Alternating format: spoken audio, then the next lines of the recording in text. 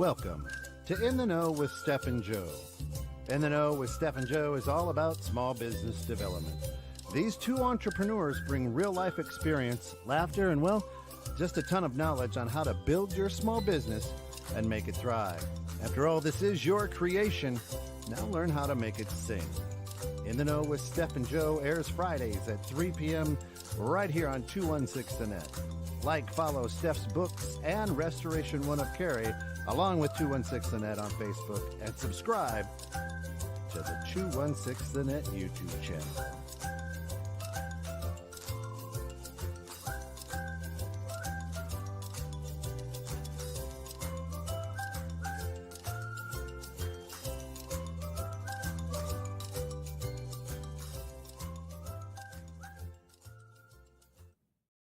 Welcome in to In the Know with Steph and Joe. How do we cover when your confidence is shook? Shaken? Stirred.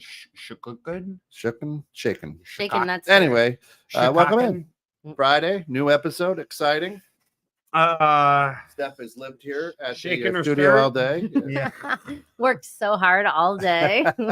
You did? Actually getting shit done. GSDing. Really? You know, to be honest, I walked in and she got so much done. She's taller. In quick. Hi, Mom. Look at Hi, it. Mom. In so quick. Yeah. I was a guest on a show this morning, and then I had an outfit change so nobody confused when they're watching the reruns which show they're watching. Right. You got Branding. your hair did and your nails done. It's branding. Yeah, I just brushed my hair today. Put on that old Instead- dry shampoo. Yeah, I just took a quick horse bath and came on. I love it. I love it. That is, hey, well, what is it? That's what it is. Call that one. Are you serious? How are you not? Really? No, Okay. absolutely not. Yeah, It's where you like go and you just like kind of wipe up the naughty bits and then put some deodorant and perfume on. A quick little once over. I love it. And it's called a horse bath? Yeah. Yeah. It's a very common term. Very common. Must not had it in Michigan. No, we get in the river or the lake because Yeah, they're that's- all over. That's pretty much. You same. just, Yeah. okay, but we just call it a bath Mm. in the lake. But so I That's feel your like shit. this topic today, it like in the brief like 30 seconds of the green room that we had today, that I feel like this is gonna be a hard topic to really drill into because I feel like you and I both there. kind of walk around with Horse a baths. almost like a zero Horse fucks bath. given, like with the phrases and things that we say, and we say things with confidence and we stand Okay. behind what we say. I mean, Yeah. I'm not saying that my confidence hasn't been shaken before because it totally has. 100%. But I'm just saying, I feel like the level of examples might be a little light. So we're relying on the audience today to kind of provide some stories and how you recovered and what did you learn from said experience, and or maybe you learned it just really wasn't that bad. Okay, so in my mind with this topic, there are 3 genres Mhm. that you have that you find a lack of confidence. There's the lack of skill, can Okay. attribute to a lack of confidence. There's the lack of knowledge, Okay. Yep. skill or knowledge, right? Mhm. Skill to me is hands-on, knowledge is brain power, Right. right? And then there's the lack of ego. Mm-hmm. Those are kind of like the first 2 kind of tie together. The third one's really that whole class of its own, right? So So I could start off with a story Okay. where, like, I don't know if it was necessarily confidence or embarrassing, or if the two kind of intertwine. Okay, there's an outlier So, to like, this in the uh, sense of like you make a mistake and just totally like are embarrassed, right? Like a totally just Or what embarrassing happens if story there's, may like, not be an outside factor that attributed to you. Somebody having came up and pulled your pants down. I mean, right? that never happened, but yes. I'm not saying it Equivalent to did, that. but what I'm saying though is that's an Alright. outside factor. All right. So then I guess my story then to kick off this confidence / embarrassing kind of thing, which will play into our show next week, which is embarrassing stories, since it is Friday the 13th. And what better time for people to share embarrassing stories than on Friday the 13th in October? I agree. So when I was I'm gonna go with 7th grade. Okay. I traded clothes with another kid from school, but it was a boy. So I took one of his t-shirts. I left the house in a t-shirt. I took one of his t-shirts. He had I gave him my Slipknot t-shirt and he gave me his Korn t-shirt for the day. Oh, okay. Right. We traded. I mean, they're just regular. They weren't cut off. No, like concert shirts. Yeah, just concert shirts, black ones. Why? I don't know. We just decided we were doing it. I don't know. We were like 12. They're kids. That's what so we decided that's what we were doing. We did it. And then one of my girlfriends at the time had, see, my mom remembers the story. I remember that day very, very clear. So then one of my girlfriends, because the shirt that I had now on was navy blue. And she had navy blue lipstick. And she's like, oh, you should put navy blue lipstick on with your shirt. And I was like, oh, okay. So I did this. Now we're in lunch period. I don't know why my mom was in the school building, but she happened to come to the school building. I think her spidey senses must have been going off. Showed up at the school building. The officer at the school she's like, oh, where's Stephanie? And he's like, oh, she's right over there at the table. You could hear my mom clear across a cafeteria full of children, silenced the cafeteria of what the fuck? Middle schoolers? Yes. Awesome. She's like, Stephanie Joy, what the fuck? I didn't send you going to school looking like a fucking clown. Go to the bathroom and wipe that shit off your face. Really? Yeah. Yes. Yeah. My mom will co-sign the story. Yeah. But yes, that is what happened. I was mortified. Mom, and you're a savage. To which Mom, Stephanie got up on her savage move. To which Stephanie got on her unicycle and started to juggle. What? Yeah, ever since that day, be a clown. I've never traded clothes with anybody ever again. Not even like in college years this or is what anything. Keeps you from having children. Like I just have my clothes and it's going to remain my clothes. I've never borrowed clothes from a friend again. Mm-hmm. After that reaction. So wait. So was your confidence that shooken that? Well, I thought I looked really good. Apparently, I didn't look as good as I thought I did with the blue lipstick. Well, maybe Mom doesn't think so. However, I've never worn blue lipstick again. What about the Korn shirt? I gave it back to my friend. Have you ever worn anything Korn related? Yeah, but like I don't. But it's always like it ain't somebody else's. But it's always not with blue lipstick. It's always my clothes now. Always my clothes. These are ones that I bought. So I thought I could pull off that whole look and vibe, and apparently nope. And so never again. When your confidence, this is like PTSD confidence.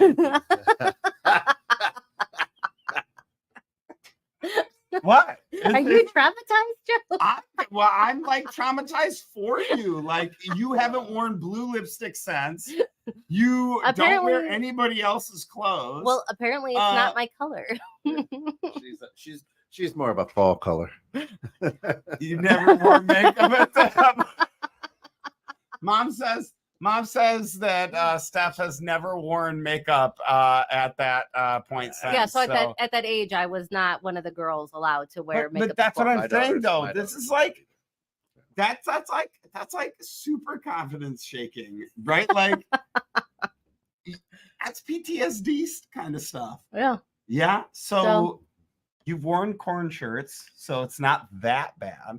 Well, I've just always worn my own clothes since then. Right. So yeah, so like that was kind of. Like I thought like the blue lipstick was good. I thought like it was a good color on me. Apparently not. She got shook. And shook hard. I got told a little something about myself that day. Wow. Mom came into the cafeteria and grabbed her by the shoulders and shook her and said, "Don't do that." It was everybody was. It was like unannounced. Like she wasn't supposed to be there. After that, she did not return to public school.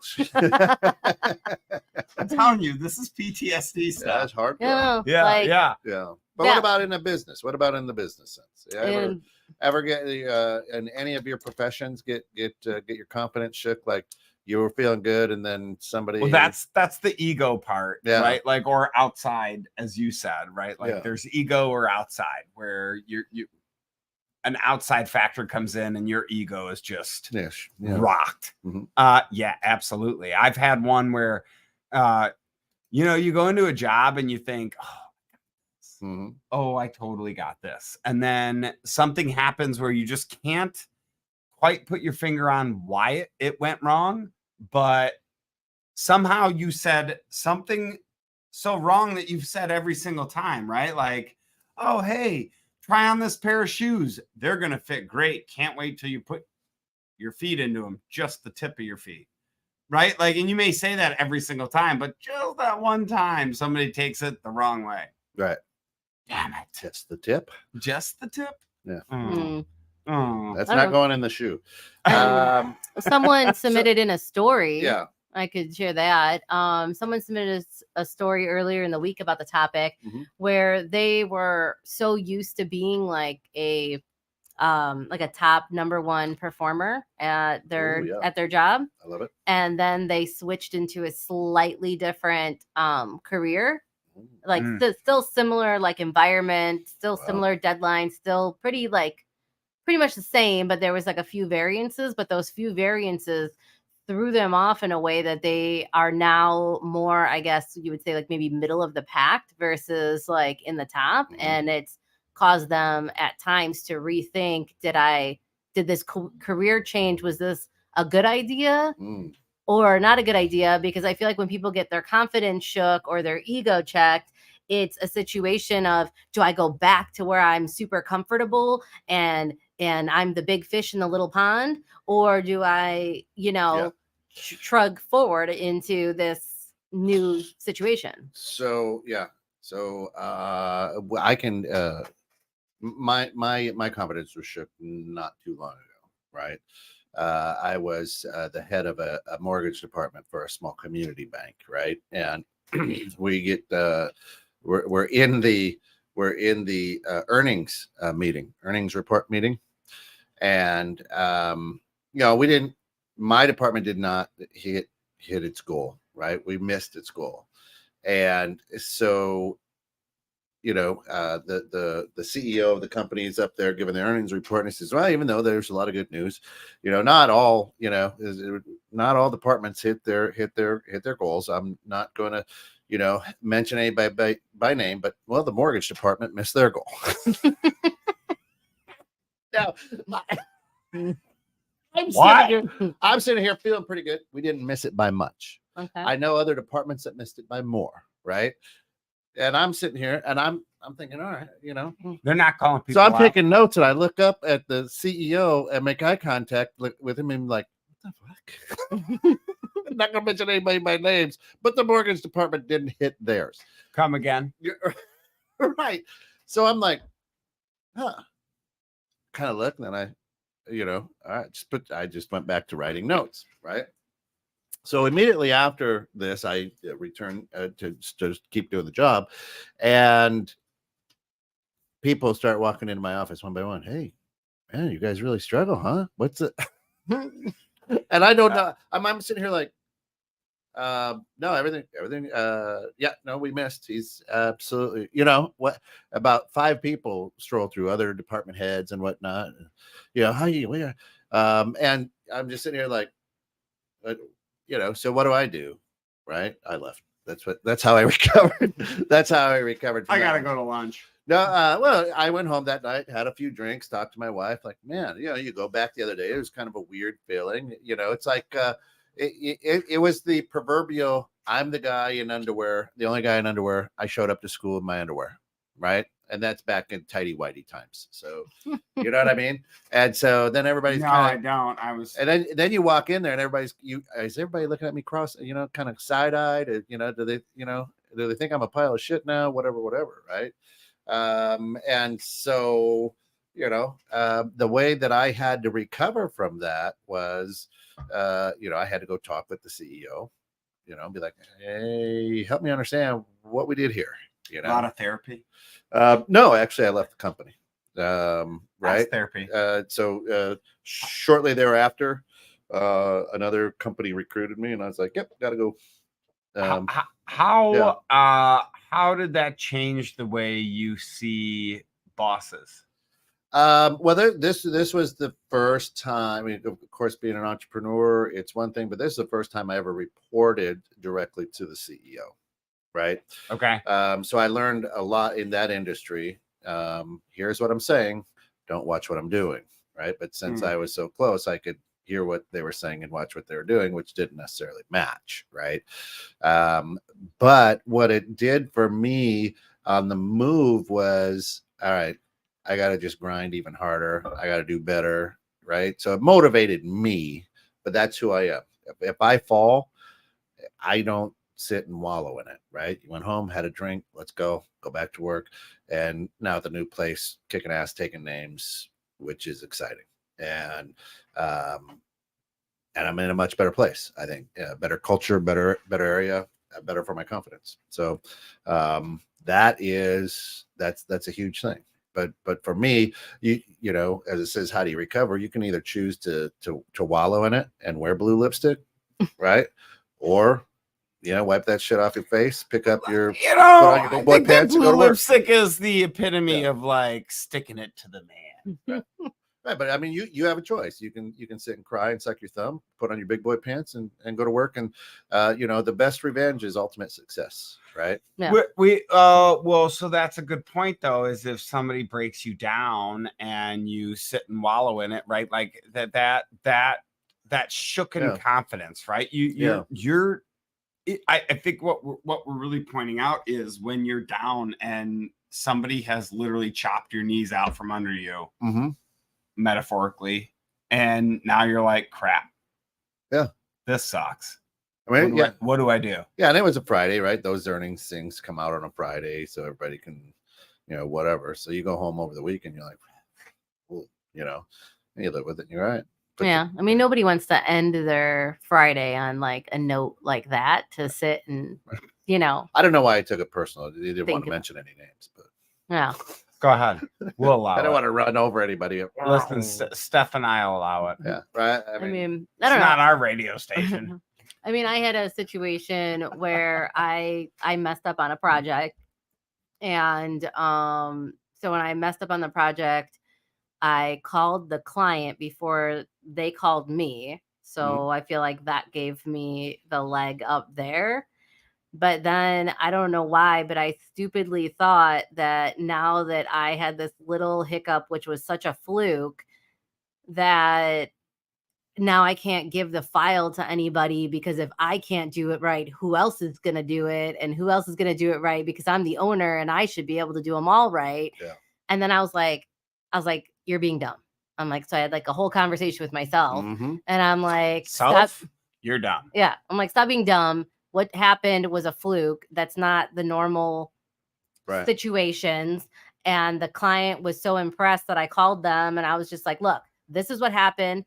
This is my bad. These are your options on how I intend to fix it. What do you want to do? Right. And he's like, I don't really know what to say, because you're the first person that's ever fucked up that's called me and had solutions and taken complete ownership of the situation. And I was like, I just want to cut right to the chase and let's just get it over with. Let's just rip it off like a Band-Aid. Yeah. And then so he's like, okay. So he took whatever option 2, and then, things are fine. He's still a client, and, and I handed it off to someone in my team, and they're doing great at it, and it was fine. So I just needed to have like an internal talk. Yeah, so that's how you recovered. You were like, all right, let's understand what's going on. Let's get through this self. Does that build your confidence even more because you did that? Is it like a 1 step back, 2 steps forward for confidence? If you do something like that, right? Like most people look at things like when they stumble, they're like, oh, it's 2 steps back, 1 step forward, right? Where you're 1 back from where you originally were. But to me, if you can go through that kind of situation and go, hey, yeah, I may have had this 1 step setback, but which is a knock to my confidence. However, I'm able to take this action and know what I do. And therefore, it's kind of like 2 steps forward. It wasn't necessarily a confidence building solution, because it was just a stupid mistake. I shouldn't doing certain things in the files, I know better, and I shouldn't be emailing on my phone, looking at something else, and then doing said activity for the client. Like certain things I can do and have outside noise and it's fine, but certain things I know better. Like I knew better, and I guess my ego got in the way or whatever happened. It was a dumb one-off thing, but it definitely humbles you in the moment when you like have a little like slip up when you had such a like, it's like posting one of those signs like, as of today, like this many days without accident. We've had no accidents since Joe has been here. It was the one I always see. You know what I mean? Like, it's just like that, like, you know? Yeah. So I always like to think of the game Chutes and Ladders. Now, in this, we haven't had the conveyor belt thing going, right? Trigger. Well, the machine is, I mean, right. We could, if you want me to implement. So I think when your confidence is shook, then it's like you lose a turn in the game. You don't necessarily go backwards. You don't step back, but you just kind of lose a turn, right? You don't, and it's not catastrophe like sliding down a slide and losing a lot of spaces. I disagree. I think your confidence is shook with a catastrophe. But I think it's just like it's a matter of how you handle it, though. You're like in the game of is a big word. I mean, like, because like what? Why would your confidence be shook? But like that's what Kent was describing in his situation and story. Like it all depends on how you handle it and stuff like that. Like if I wanted to just stick my head in the sand and wait for the client to come and I'm like, oh my God, I messed up. And now I need to close my business and this is horrible. And I just let it spiral that I'm just going down the slide instead of just taking a step back, taking a breath and being like, okay, like this is not normal. I think you still go down the slide. It's how you handle going backwards, right? Like to me, confidence is how you're handling going down a slide. Because why do you have to be confident? Why do you get your confidence shook? Because there's some kind of adversity that you're facing that you have to confront. There's a wall, there's a pit, there's some kind of thing that snag that you have to overcome. Mm-hmm. Well, that's different than a catastrophe. Right. Like in my mind, though, a snag is a catastrophe. That's easier than just running down a straight, even path. I mean, like when I started taking on doing sales tax, I had never done sales tax in my career of bookkeeping. It was never something that had come up for me to do for a business. And I didn't have a lot of confidence in it. And I was really afraid to do it and all these things. But then once I read the form and then I looked at the report, I'm like, oh, and then now I can just bang them out in my sleep. Like it's not a big deal anymore. But like, what are you doing? I think when you're approaching like a new thing and you're about to like take that leap into a new revenue stream or a new, I don't know, a new department or something within your company, I feel like everybody has that confidence hesitation. Yeah. I mean, in a salesperson's life, you're given a sales presentation and your client knows more about it than you. That can shake your confidence. That's always very unpleasant. Yeah. Right. So there's 4 now. I started with 3. Things. Now there's 4. It's lack of skill. Okay. Right. Yeah. You can't actually physically do your job. Lack of knowledge. You don't know enough about your industry, whatever it may be. Lack of ego. You just don't have the confidence in yourself to go and do so. And then outside forces. Outside forces would be pretty much, and we could break outside forces down into, in my mind, multiple different categories. But I'd agree with those, right? Yep. Like, but to me, that's kind of like where we break those down into. Right. But it's also like, like the story that you've shared on the show a few times, that when you and Carrie first kind of opened your doors, and then there was that first kind of big storm, and then you guys over rented equipment. And that had to have been kind of a confidence shaking moment. Like, oh God, like we went through all this training. Are we not ready? Like, should we have not, done this? And then you guys are like, you know what? Like, let's, and then obviously now, what are we, like 6-7 years later? And it's fun. And you got presidents of the company coming in, spending the week getting selfies. Right. Right. Doing all right.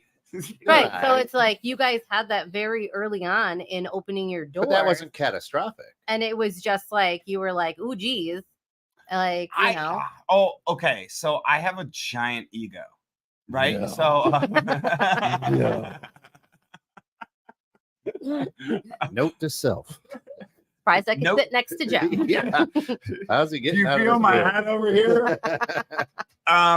So I have a giant ego. I have no problem admitting it because it's there. I know it. Mm-hmm. I get reminded of it all the time. You're a very confident individual. So when it comes to like, can you go do this? Yes, I can. Right? Can you start a business? Yes, I can. Can you do this? Yes, I can. Right? I have the drive to go do so. So when people say, you know, like, oh, I my confidence is lacking in, you know, like, I don't know if I can go start a business. Mm-hmm. Right? To me, if you don't know you can do it, then you probably shouldn't do it. Well, right. I mean, Henry Ford said that, right? Is if you think you can or you think you can't, you're probably right. 100%. Yeah. I'm wholeheartedly on that path, right? Like, I will easily say if now I'm also very realistic in the sense that, like, if I look at somebody and somebody says, hey, go and jump the Grand Canyon, I'm gonna look at it and go, nope, I'm not doing that. Right. I'm not like a dumbass. That's Dumas. Sorry. Mr. Dumas. Mr. Dumas. But yeah, like I'm realistic in the sense that I understand what I can and can't do. I'm not going to be the CEO of Google. Right. But yeah, go start a business. Okay. Yeah, I can do that. Yeah. That's not hard. It's hard. Right. But I can do it. Yeah. But you're very confident in your abilities. I'm not a giant. So do you think that like ego. All people that are entrepreneurs, or I don't know, like, I guess I don't want to use the word successful because that's such a personal journey, but like it's also weighted and measured very differently. Right. Mm-hmm. But do you feel like entrepreneurs are just people that carry themselves with a lot of confidence in general? Or do you feel like some of them are good at putting the little cloak over it and just because I feel like people that like all of us, I feel, are pretty confident people. I think entrepreneurs are the people that create the business or the thing that sets you off, the right, like the differentiator. Entrepreneurs are the conductor of the orchestra. They're the ones that create the differentiator, right? This is why we're different, is because I created this, right? The people that carry themselves differently in space, public, you know, business meetings, whatever, are salespeople. I guess I maybe don't disagree with that. I mean, I don't know. Yeah, I mean, I'm the same in front of a group of people at a mixer versus sitting here at the table. You're a goddamn salesperson. You're not creating anything new. You're selling yourself. I am selling an experience. Steph'sBooks.com. I understand what you're saying. What kind of experience is this? Rich. Yeah. Well, I think the people whose confidence is shaken are the ones who lead with the initials behind their name. I am the CEO of Steph's Books. I'm Kent Jones. Right? They want to feel important. They don't have perhaps the confidence because you know, hey, I have three master's degrees. I've got 7 bachelors, and I'm a dishwasher. Right? Come again? Yeah, right. I think in those, I think you can tell who's confident and who's not. An entrepreneur, y'all go, you don't even bring up that you're the owner, right? Hardly ever. Right. I wait for people to pull it out. And then they're like, and then they love go, that. And then they go, holy shit, that he owns that place. Right. I put my hand over the microphone like on like in Congress. Hey Derek, how are you? Like this, like when they read like when they read plays in the NFL. So I talk about 216 Creator Studios. I don't go, I'm founder, co-owner, I love what I do, and I just talk about it. And then people are like, oh, so you have a podcast? Yes.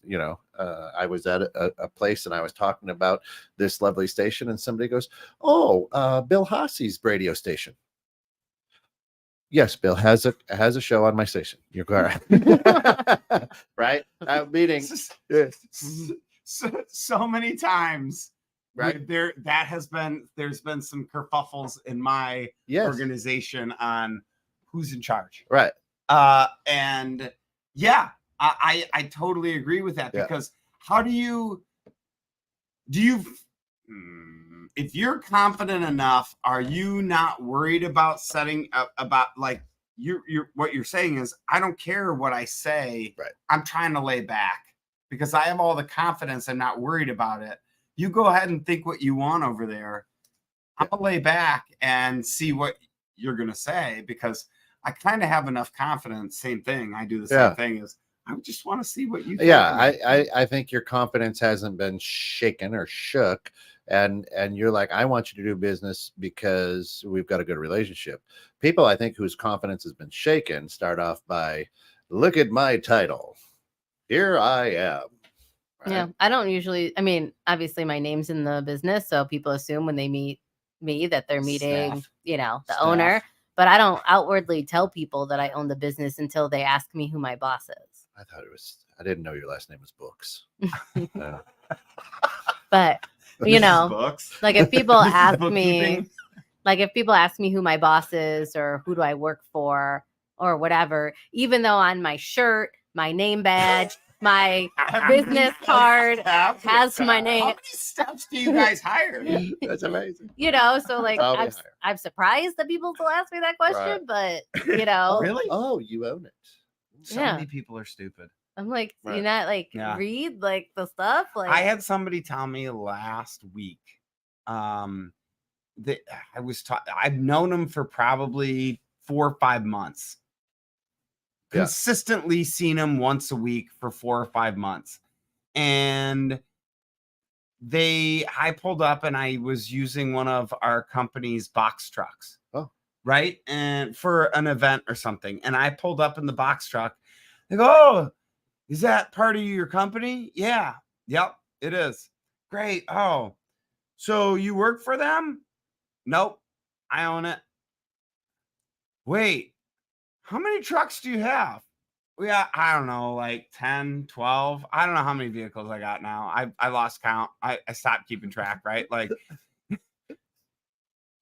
When I was driving the other day, and one of your employees is going this way, and I'm following them, and then another one of your employees is coming this way. I could identify the cars. I always wave thinking it's you or Christine. It's usually not. Hey, the guy. So literally, people are like, he's like, wait, this is your company? And I went, yeah. He goes, wow, this was what this was the point I'm getting. Did that shake your confidence? No. This was what actually took me back. It didn't shake my confidence. You've known Derek for quite a while. It wasn't Derek. Oh, okay. I feel like this could be a show topic. So he actually said to me, "Are you who's the owner?" Yeah. He said to me, he goes, "Wow, now I guess I got to treat you with more respect because you're the actual owner. Why wouldn't you treat me with respect before?" So your confidence was shaken. Sounds. I was just taken back. My confidence wasn't shook. It was more like, a little bite out. Why are you that much of a piece of shit that you're going to say you're going to treat me now better because I'm the owner versus I would never say to somebody like, hey, you're so low on the totem pole. I now discovered you're higher. I'm going to treat you better. Right. I would never treat anybody differently based on their ranking on the totem pole. But like, I don't know. My confidence wasn't shook. I was just taken back. But that's along the lines think Ken's of like, right. That could have been a little bite in your ego. It's not a bite in my ego. It's just like a fucking rock in people are my like, shoe. It's like when people like look at you and like they say like weird things. Like, okay, like last night I was out hanging out with some guys late at night after the game, and we started counting ages, and I was the oldest, and I've gotten reminded about that at least once today. Well, it's like when people are like, "Oh, when those guys have to get on the yellow bus to go to work." That one. Well, they're not like, that young. But when they're like, you know, like when they ask, "Are bus. you the owner?" or "Oh, you have a degree?" All right, or this, and you're like, it does rock my confidence. And I'm like, how do I carry myself, and how do I like so articulate like to a point where people are like questioning? Yeah. Like so that's how do you like an recover? actual like thought that they're gonna say out loud. So how do you recover from that? I usually just give them a really bitchy look. Before we talked about recovering, I had one. I'm part of the Rotary, and one of my Rotarians, I'm giving I'm part of a panel next week for the community service we do in our our club. Good for that. And one of the Rotarians comes up. He's a former teacher, retired teacher, whatever, and he comes up and gives me this index card, 3x5, with 4 or 5 notes written on how to give an effective presentation. Thanks for being a fan. Like, dude, do you think I own a business and have a life and kids without giving a goddamn presentation? Right? Like, how do you think I got this far without? Do you not hear me talk all the time? Right. Like I feel like well, he probably does, and that's why he's like, maybe Joe should have this. Right, probably. But that one actually is a confidence shaker for me because it's like now you're going.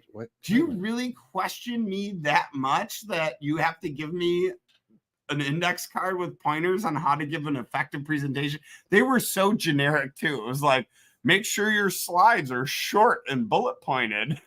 I think I'm gonna make good eye contact. Maybe like give my what did you learn a little early, but I feel like when your confidence gets shook, we've all been fairly calm about the reaction, the process, the recovery, and all that. But the second people's egos come into play, there is so much more passion in their voice about 100% about all of that. Like I feel like the confidence is ego. Like like the confidence is like meh, whatever. Like ego. But if someone comes for your ego, I feel like you're gonna fight that fight way harder. Yeah, I will.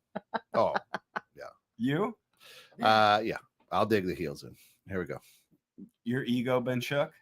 Oh, yeah, several times. Yeah, I think the best was when I first started my business and people of a certain age demographic and sex, and I guess. I mean, I don't get the sex thing. I get the age. Listen, I was early in my career. I was working for Amcor Bank, right, and I was a bigwig at Amcor, middle management bigwig, right, district manager. The whole works, one of their best revenue producers with my branches. And when they went through some things, I'm like, I'm safe, man. Now I was one of their highest paid middle managers too, but I'm like, my numbers are stellar. I'll be all right. I'm making money. And I was like, oh, you want to talk about an ego shake? I guess when you got let go, done. My biggest ego shape was when we orchestrated a mutiny or a walkout or whatever on a company, and more than 50% of the department walked out 1 month before their busiest time of the year, and nothing happened. Like nothing happened. They kept working like as if we weren't even missing. Wow. Yep. That was my biggest ego shake of my whole entire life. And this tells you this tells you who I am. The executive vice president in charge of the retail side and HR were at my branch because they were expecting a fight. Right. Wow. Yeah, I was the only person in the company that was personally walked out by the owner. And I was like, yeah. And I was like, she's a risk. Walk her out personally. Yeah. Well, that's what I said. And I was like, I'm not going to let him win this battle. Right. So I took it. I swallowed my pride, swallowed that ego hard, you know, and then shook their hands and go, yeah, you know what? I've learned a lot here. I looked right at the executive vice president who was laying it down. I go, I've learned a lot here, good and bad. Have a good day. Right. And yep. And then I even said this, here's what I'll be willing to do, because my team will be here in the next 10 minutes. I'll leave now. It's going to take me about 20-25 minutes to clean out my office. So here's what's going to happen. I can do it. And there's going to be a lot of questions and some weird air here. Or I can come back in tomorrow morning with my assistant manager and clean up before anybody gets here. They go, you do that? So yeah, I do that. It's not, you know, I care about my team, you know, whatever. Right. So I did that. Now, how did I recover from that? You go into any one of my offices, I got dick in there. Nothing. So if this happens, I grab my pens, my red stapler, and I'm going. My swing line. There ain't my swing line. Hey, there ain't. Hey, listen. My red swing line. I'll tell you. Oh my God. There ain't a picture of my family. There isn't a note from a kid. Nothing. Everybody's like, well, why don't you? And I tell people, I'm like, because when they come in to tell me I'm gone, all I got to do is grab my pencils and my red stapler and I walk out. Done. That's how I recovered my that's your PTSD. That's my confidence. That's your PTSD. Yeah. Literally. Yeah. That's your PTSD. Yeah. Wow. Yeah, because all of us, when we walked out, we all learned a life lesson to the point where we all met up at the bar like a couple weeks later, and we were like, well, fuck. Like you really learned. Like you thought like this machine is gonna fail the second I leave. They don't know how to do this, they can't do this, and I'm irreplaceable. And then I'm like, guess not. That's kind of like, but there was like 20 of us. Yeah, that's kind of like the contractor though. That's kind of like the contractor that works for like a plumber or a HVAC or whatever. And he goes, or a pool company goes, well, I could do this on my own, right? And he goes, I'm gonna go start my own company. So he goes and starts his own company. Ego shooken when he goes, this is not the same as just doing the work, right? Lot different. When you branched out on your own or started to do it, was that kind of like an ego shake or a confidence shaker, or was it more a booster because you were better than when I left my job? Yeah, and you started Steph's. It's such a different thing because I was working in a construction company wearing like multiple hats. So it wasn't just bookkeeping that I was doing, but leaving the I could say this, even though I didn't end things on the best terms, as everybody knows that is an avid listener of the show, I did speak to my former boss once or twice after opening Steph's books and told them, now I get it. Like now I get certain things, being an owner versus being an employee or even management, and how you look at things, how you approach decisions, how you react to things. Like now I get it. So like, I guess I thought I was so right as an armchair quarterback when I was in management, but now as an owner and going through it and seeing it and the struggles and the financials and the whatever it takes, is different. Like it's very different. So I guess my ego was checked there, but I'll own up to it and I'll talk to them. Like whatever. See, and you've said that a couple of times. I think that's part of the recover piece. You're like, I had to own it. I owned up to it. You've said that a couple of times, and that's what I had to do too. It's like, you got to own this shit. What's happening? Right? Damn, I fucked up. Yep. Or damn, it was just an enlightening. I may not have fucked up. I just didn't know. Right. Yeah. Time to learn. Thought I was untouchable. Whoops. Yep. Well, Exactly. Oopsie. Yeah. But yeah, it's Right. And then you value like I'm never going to be a company guy again. Never. Never. it hardens you. It does, right? It's like doing a little stint in prison, and you come out and you're like, "That's all right." Yeah. I'm never doing that. I'm never going back there again. 2 months later, that's where you're back in the pen. That's where that bit of advice is. Hey, as long as they give you a paycheck, then they've given you what they're supposed to. They fulfilled their whole. Mom says it's a learning tool. I don't know about the term owning it. No, what I mean is Mom not trying to. Mom, you don't know owning it? Yeah, not trying to push that out on anybody else. It's like, you know what? That's my bad. I got totally right. You just Fair have enough. to take Accepting it. Just take control of the situation and just say like, hey. But I feel like when you own a situation or a like whatever, a little mess up or something, I feel like it's so much easier for you to control it, like control the whole final outcome of the situation than you being an avoider because your confidence got shook or your ego got shook. And then you're an avoider and then other people write your narrative. Yep. And then I feel like you can't. That is recover. Such a great way to say it. People will write your narrative if you do not step up, own it, and say, this is what I did. This is how I want to fix it. Or these are the options to fix it. But here's what I'm going to do to make sure that I do it. I right my wrong or correct, or just say, hey, it could go wrong. Let's avoid it by X, Y, and Z or X, Y, or Z. Whatever. Right. I agree. I love that. Writing your narrative. That was a good one. I had a couple great good ones way to recover when your confidence is shaken. Write your narrative.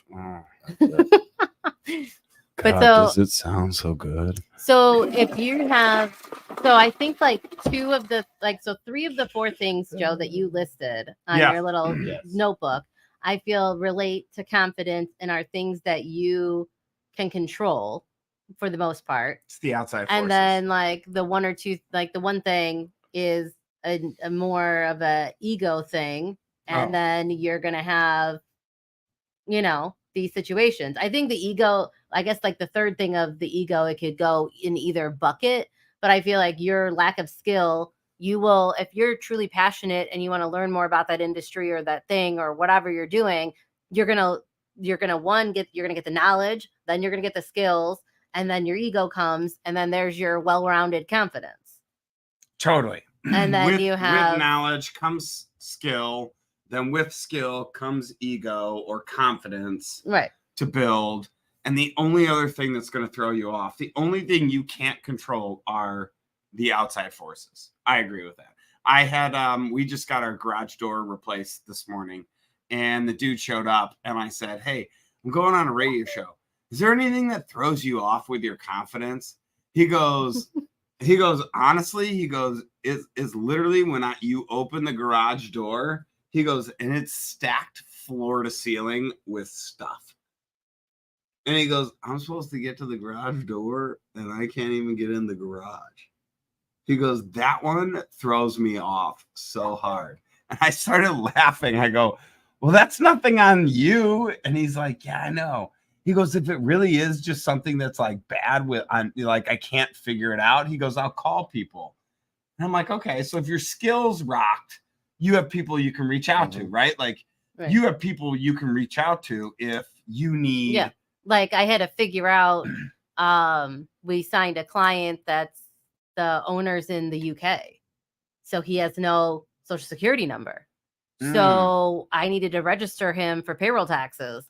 So I was like, I don't know. So I reached out to Wade and Teresa, who own Payroll Solutions, and they do payrolls all day, every day. And they gave me some advice. And then they gave me the direction and the phone number of the people I needed to call at the state to get said thing handled. I wouldn't say it like shook my confidence, but it was just like a new learning thing. But yes, I have a phone a friend. So lack of skill, not that you, or lack of knowledge, lack of skill, whatever you call it, right? It's not that you're a dummy. It's that you just haven't. I never came across that before. Exactly. Right. So like, I'm sure like the first time, like you submitted an insurance, like you wrote a policy, or like the first time Kent wrote a mortgage. Like, I know what it was like for me the first time I wrote a subprime loan for an automobile and stuff. Like, did you just call it an automobile? Yes. But so it's not an EV. It was an automobile. Like, all of those first things, like, it was like your confidence, your swaying, you went through the training, you went through the classes, you got your little license thing, but it's still like, you're like, ooh, it's the first one is always the tough one. And I feel like once you do the one, then it's so much easier to do the second, third, and fourth.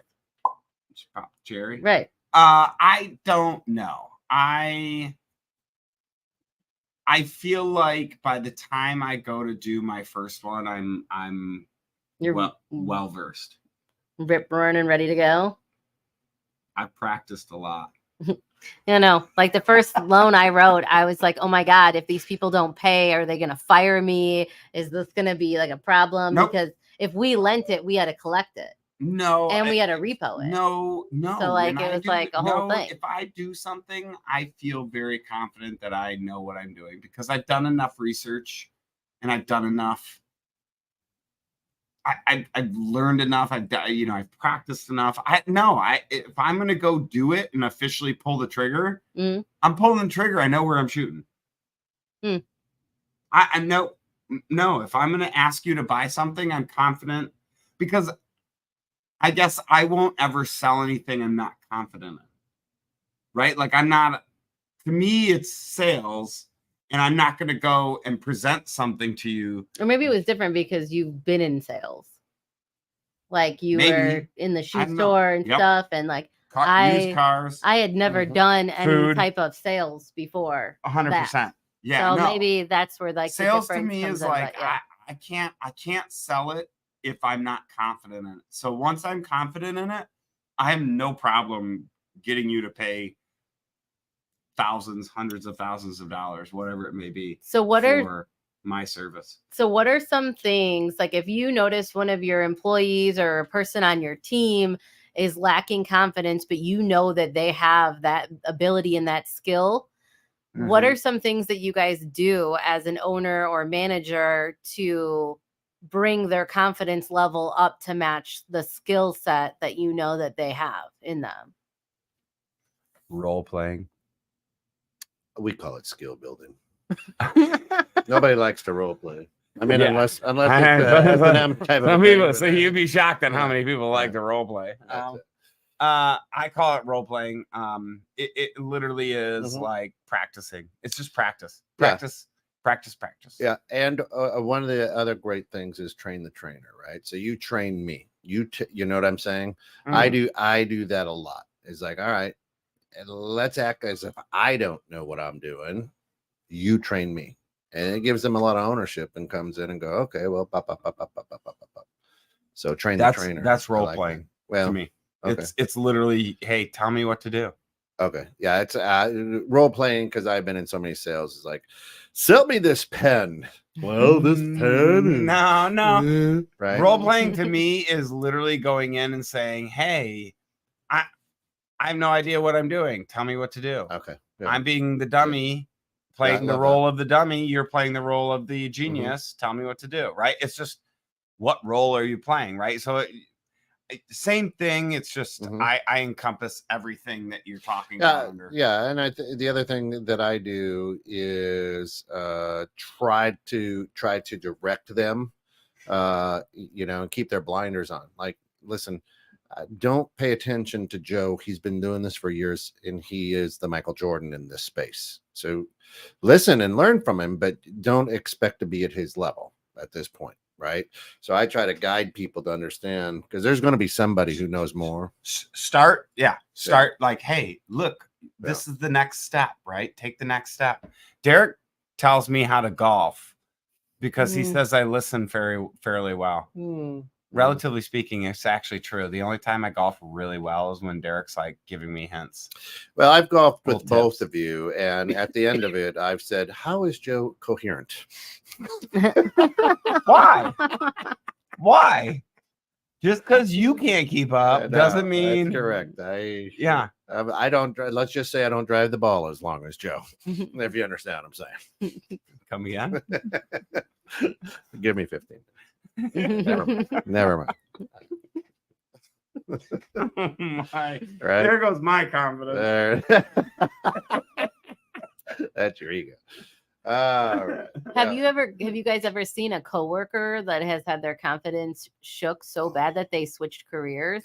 Yes. And you felt like it was a premature, like, Ejaculation. Yeah. I mean, like ejection out of the ejaculation. Right. Yeah. I've seen that a lot. Yeah. And I've seen it. I've seen it to the PTSD part too. Is like it got shook so hard that once they start getting traction in one place, they leave. Like, oh, I'm doing fairly well. Don't want that to come down, and I'm gone. Oh yeah. Oh yeah.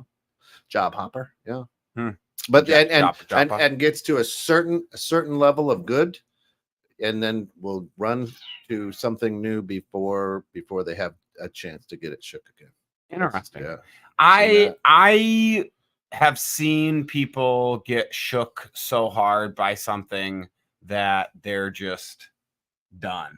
Right. Yeah. They'll walk away from the industry or maybe just the job and go to similar industry, but same industry, but just different company. That one to me sucks is because I feel like you're never going to recover from that. That is PTSD that you're going to, that's going to follow you from job to job to job. You're going to get one thing and go, boom, I'm out, boom, I'm out, boom, I'm out. Right. I hate that. I got a friend, we call him 90-Day Ray.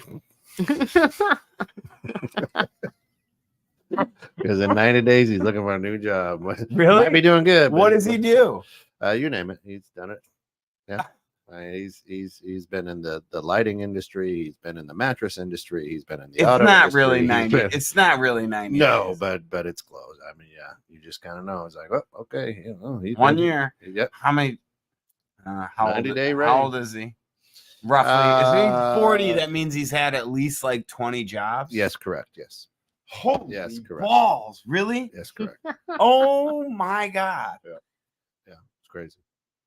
Talented individual. Just he got his confidence shook, and you know, if he's there a year and a half, I mean, year and a half is maybe the longest I've known him to have a job. 90-day, right? Yeah, really.